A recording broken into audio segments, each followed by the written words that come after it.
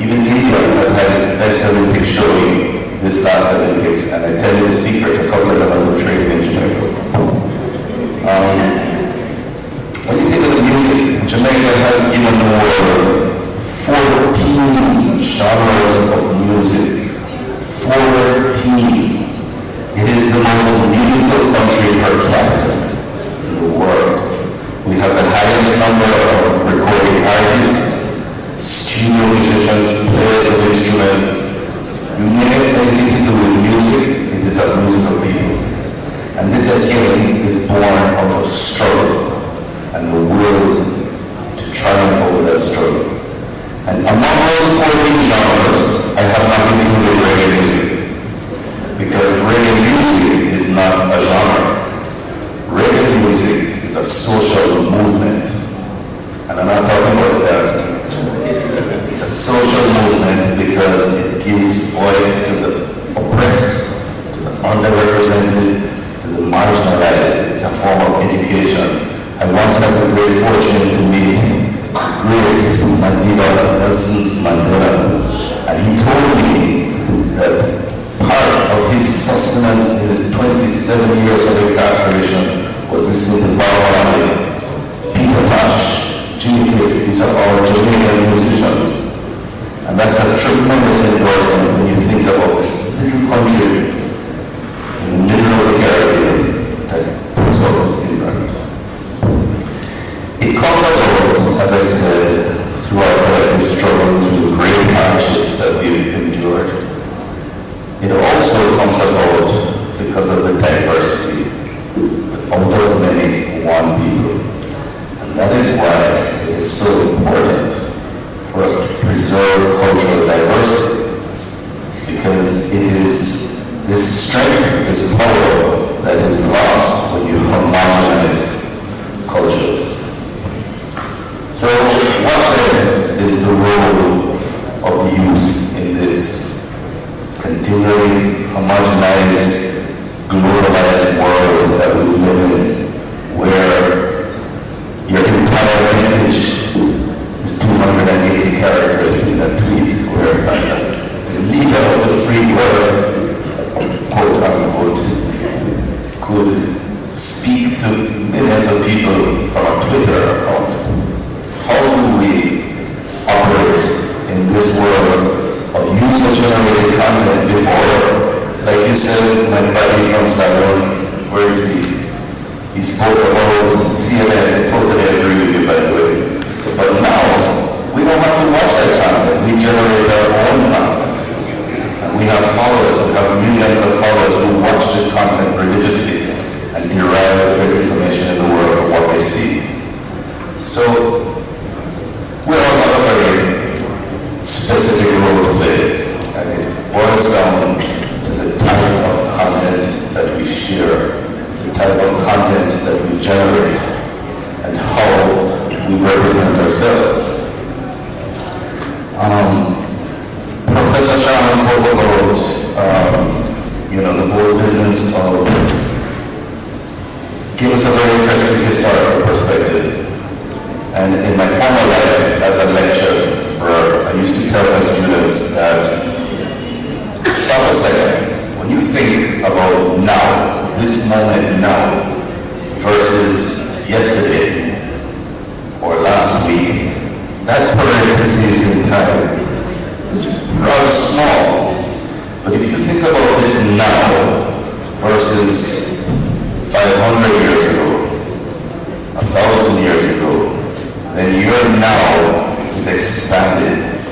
So you owe it to yourselves to do as much research and to understand the historical process in which you are a part. You cannot think of now and the immediacy of now as just a parenthesis in time. Now is only relevant to then, and the greater then that you can contemplate, the greater now you will live in. So that's the first thing. The second thing is, in that contemplation, you seek ways to apply that knowledge to current solutions. I have two young sons, twin boys, 9 years old.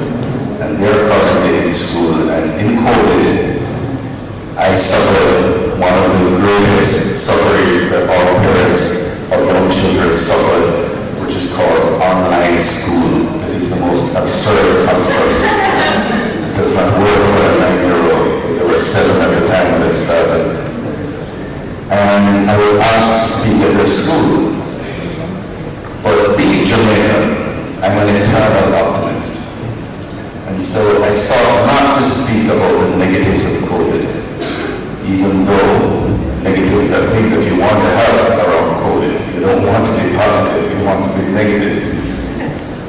But as an optimist, what are the good things about COVID? The first thing is that it couldn't have happened at a better time. If COVID happened 25 years ago, the dislocation to education would have been so great that we would have lost a whole generation of academics. The second thing is that it separated us physically with quarantine and all the measures, but it brought us closer together digitally.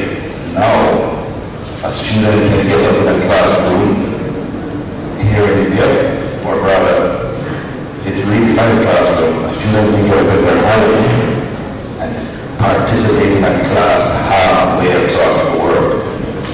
So what does this mean? This has created a new paradigm for us all. It has created an opportunity for greater collaboration. It has created an opportunity for wider learning. It's created an opportunity to change the way we learn and the way we teach. I'm from the old school where you study 1 month out of the year to pass an exam. You memorize it, you get it down pat, you get a good grade, and you move on. But what's wrong with that scenario? What's wrong with that scenario is that you are learning known solutions to known problems. And if anything COVID has taught us is that there's a great deal of uncertainty, there's a great deal of unknown. So you cannot teach that. You cannot teach skills that deal with known solutions in an atmosphere or an environment where everything is unknown. So pedagogy has to change to now facilitate a new type of creative thinking, a new type of problem solving, a new type of communication. I dare say an entrepreneurial spirit, and above all else, a sustainable outlook to everything that you do. Everything that you do has to have a sustainable element. And lastly, as it relates to all of that, is that under the previous regime, you study for a period of time, and you pass your exam, and you move on, and then you graduate, and it's over. But it's not. You have to have a lifelong approach to learning. You have to be committed to being an eternal student. And that's essentially what I am. So, as we move towards a sustainable future, I would simply share with you that the core objective is to ensure diversity. This is a plurilateral world. We must be tolerant, and we must be committed to lifelong learning. And as it relates to the cultural aspects that we all share that is so different, we have to, and I'll borrow from an old African proverb. I spent 16 years of my life in Africa. Before I had spent 5 years in the Amazon in Brazil. And I learned a lot of things throughout, but I often draw on the old proverbs that I learned in Africa, and one of them is, beat your drum loud so that others may enjoy your music. So, in the words of Bob Marley, one love, one heart, and feel alright.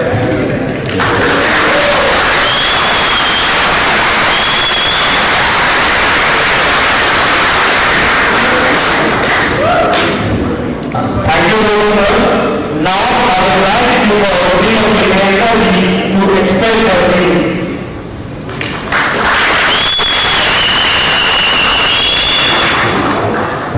Somehow that Bob Marley song is stuck in my head.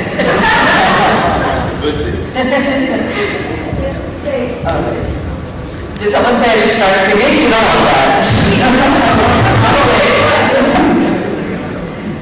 Culture, when I think of it, it's a driver of sustainable development. And in Indian culture, there are thousands and thousands of years, as some of my colleagues were describing to you earlier in the day, of both artistic and of social value. Whatever you consider your culture to be, and I think there's 32 countries here, am I correct? 32 countries here in this one room. Whatever it is that you consider your culture to be, it's a permanent part of our identity, our development, our dialogue, our connection, and our history. I actually grew up in Chicago, USA, and I only used to come to India maybe once a year.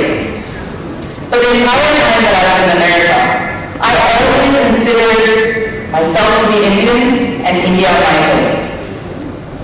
While growing up, I was proud to share my culture, my holidays, my traditions to my fellow American students, and we all considered it a part of diversity in the classroom. But lately I've noticed that this is not the case. Hindu students, there are other groups as well, but I've seen this very recently, that Hindu students regularly face biases and hate on campuses. And what's even more shocking is that it's often the professors and the academicians who spread hate-filled propaganda.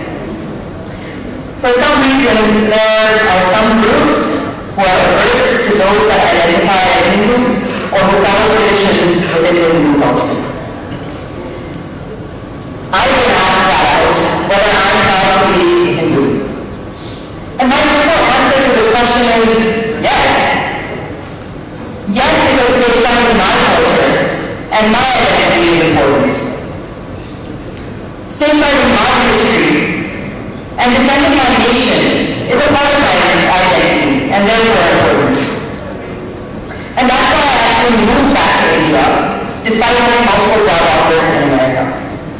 I found it incredibly important to speak up against wrong statements, false accusations, hate-filled misinformation, especially on social media and on academic campuses. So what did I decide to do about it?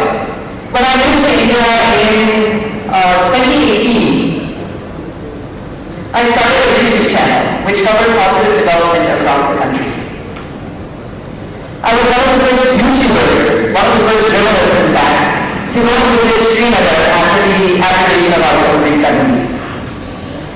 My work today, I can say now, has been shared multiple times by the Prime Minister of the country. But despite all this, despite all the lies and the hates and all the news, being a YouTuber came with a lot of challenges. I was told, and I was flat out verified by my own classmates at Harvard for my stance, my personal views on the CAA, for my stance on Article 370. These were peers that I had lived with, that I had argued with, that I had socialized with, shared my personal life with, so I was shocked. In fact, it got so bad that I was almost kicked out of my Harvard alumni years. For my personal beliefs, articles were written to me on a national level by my classmates. Today, actually, not today, but last month, my baby girl was turned 1 year old.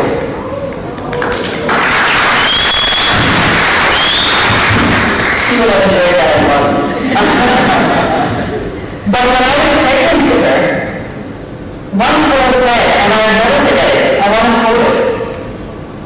One troll said, and I quote, "Our little baby inside of you doesn't get any oxygen to breathe and dies."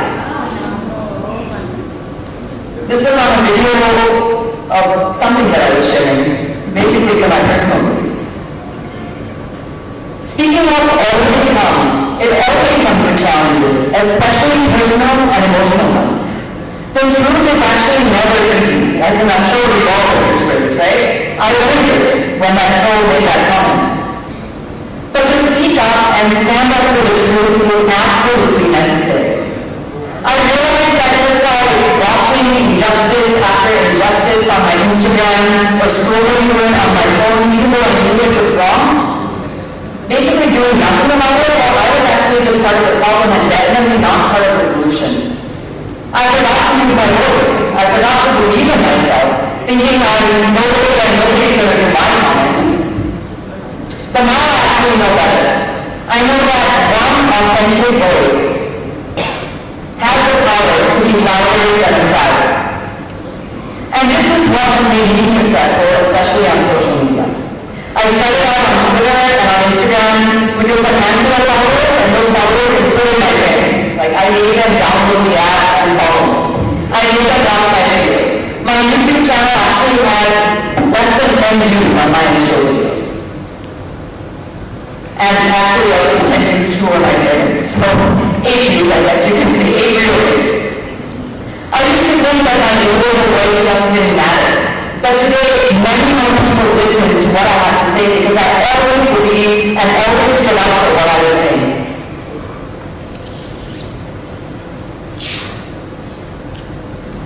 I also know that it's just not me who's going to make a difference. It's all of you as well. If we lose our voice, if we let those that speak on our behalf silence us, then our beautiful cultures, our beautiful countries where we all come from, we're all in for turbulent times. So my humble request to you is today, whatever it is that you guys decide to do, wherever it is that you guys decide to live, and I can see all of you are from very different places, it's one of the most diverse rooms, I think. Speak up, defend your identity, defend your beliefs, defend your culture, and defend your nation without fear, and most importantly, in an ethical and moral manner that everyone admires. Your individual voice is incredibly important, and I like what some of my colleagues say. It's not 1, 2, 3, 4, 5. We're all one. Thank you.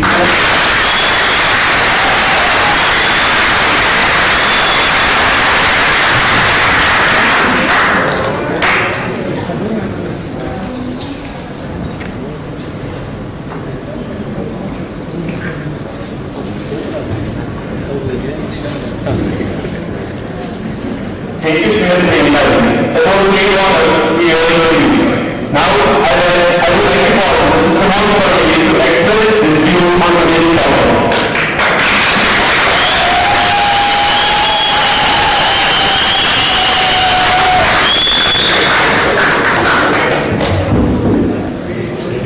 Alright. Namaste, Adab, Assalamu Alaikum, and a very good evening to all of you present here, ladies and gentlemen. Today, my topic is youth and sustainable development. When we are talking about sustainable development, we must understand the problems. We must understand the problems which can help us sustainable development. Ladies and gentlemen, one problem I can see on the way of sustainable development, that is terrorism and religious extremism happening around the world. I am from Bangladesh and I have been facing this problem as religious extremism is there in Bangladesh. I can see, and I am working as a political activist also in Bangladesh. So I am facing this problem each and every time. So I think to gain sustainable development, we should all be culturally connected to remove this darkness from our society, that is religious extremism and terrorism, what is happening around the world. As a youth body, Wosy, the World Organization of Students and Youth, has connected all of us here. And the slogan of Wosy is, "World is a family." This is not just a slogan, this is a responsibility on all of our shoulders, that we should bring a change. I know it is very tough. It is very tough to bring a change. It is very tough to remove the darkness of terrorism, religious extremism from the world. But we must understand, you can't clean a drain until you go inside. We must be the pioneer. Someone must be the pioneer. And I believe and I trust Wosy is the pioneer to eradicate, to remove the darkness of terrorism from the world. Because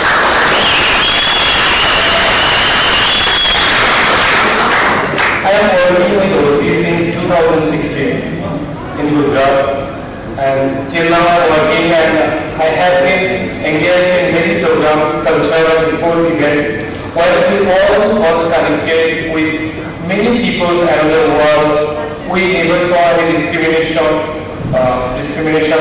culture, caste, color, country, nationality.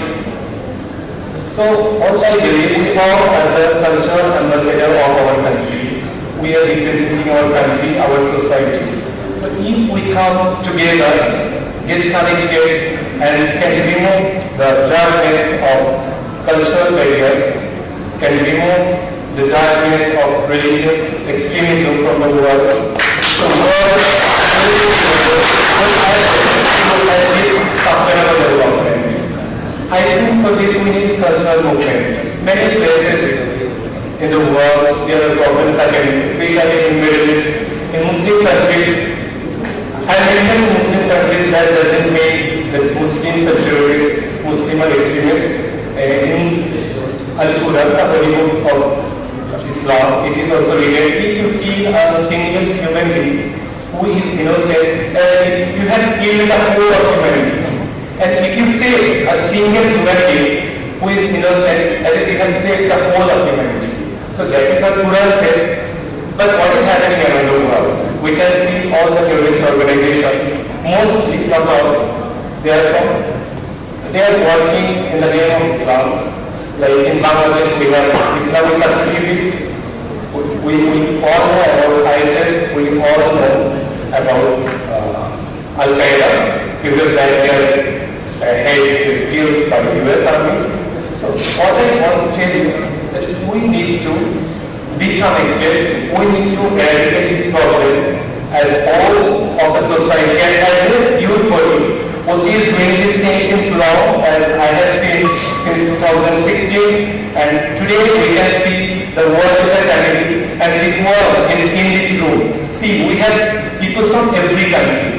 We have people from every continent, we have people from different caste and culture and religion, but we don't have any dissimilarities. There is no difference among ourselves. We are sharing same room, we are sharing same seats, we are sharing same transportation, everything. So I believe as a youth body, Wosy has capability to bring a change and make something.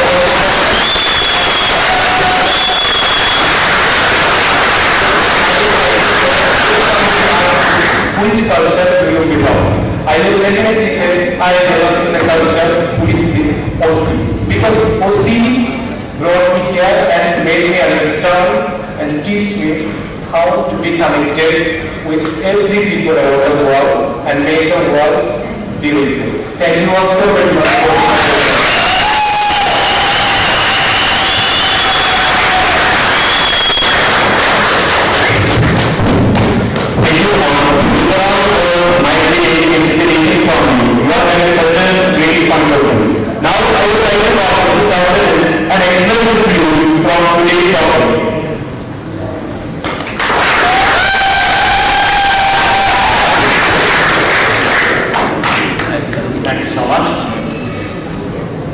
My name is Khajuraho. I'm a research scholar in economics. I'm from Syria and I'm also a member since 2016. So coming to a Wosy conference, it's like coming back home after a long journey. You meet your family members that you haven't met for a long time, and also you meet the new members that have joined the family. And that's why we are here today. We came here to meet new people, to make new friends, and to learn about the culture, the traditions of the countries we belong to. I'm sure that every one of us has learned something, some piece of information about different kind of food, different language, something that we were not aware of. Am I right? Yes. So, when we come back after this conference, we acquire knowledge. We become a better version of ourselves. We are developing. Okay? So, the countries are also developing, but in different aspects.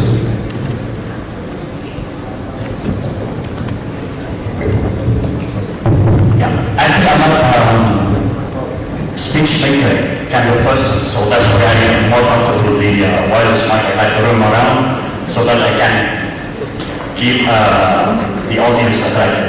Okay.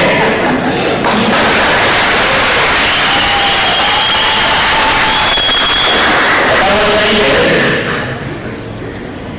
the same way we as individuals aim at improving ourselves, improving our skills, countries aim at improving themselves in different aspects. Countries want to improve the standards of living of the citizens, to minimize the poverty, to eliminate the obstacles and the problems they are suffering from. And that process of development is not a one-time thing. It's a continuous process. Right? So, what I'm telling you is, we already know that we have sustainable development goals set by the United Nations, and the deadline is 2030. But who's going to make that change? What are the difference? If I tell you that 1.8 billion of world's population are young people, what does that mean? It means that change, the sustainable development, cannot take place without the active participation of the young people. If we are not aware what does a sustainable development mean, then who is going to do that change? You, the youth, are the change maker. Each one of you has to be aware of what sustainable development means and spread that concept among your family members, among your friends, among your colleagues at the universities where you are studying. So I'm not going to take much of your time. I would like to simply conclude by saying, in Wosy, our motto is, world is a family. So let's put our hands together and take care of our family. Thank you.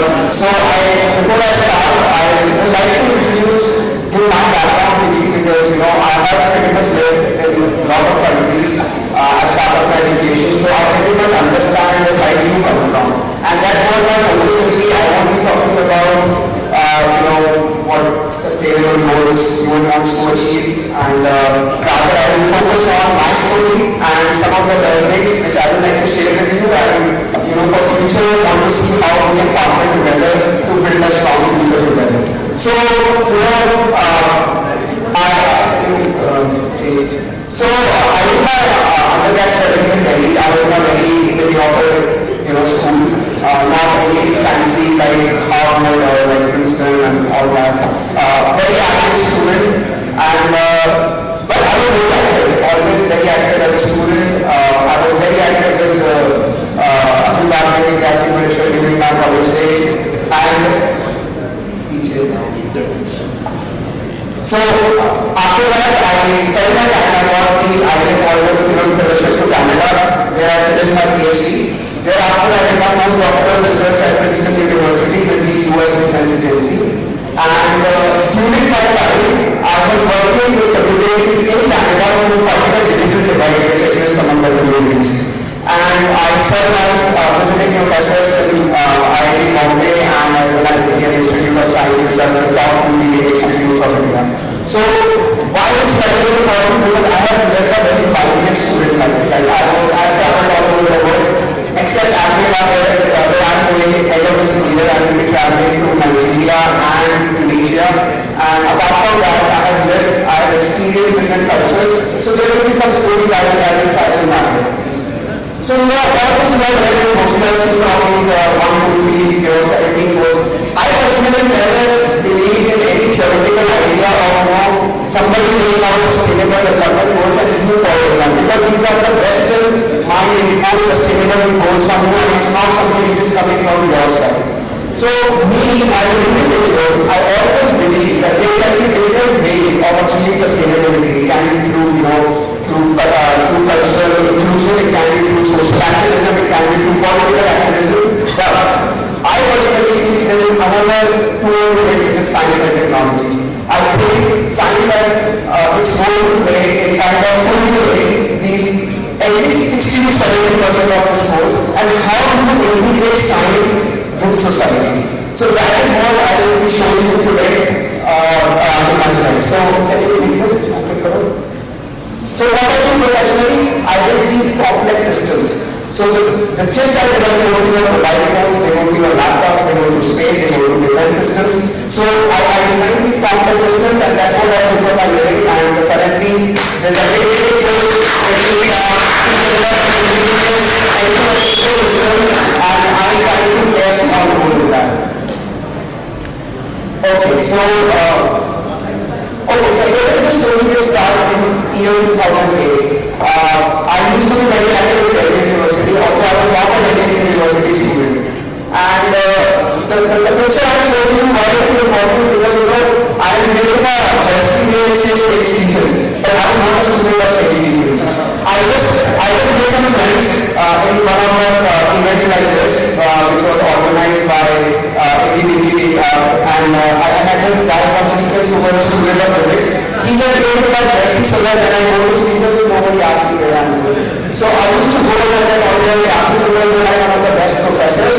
And then I came to know that there will be a eclipse which will be happening in India, and that eclipse will be taking place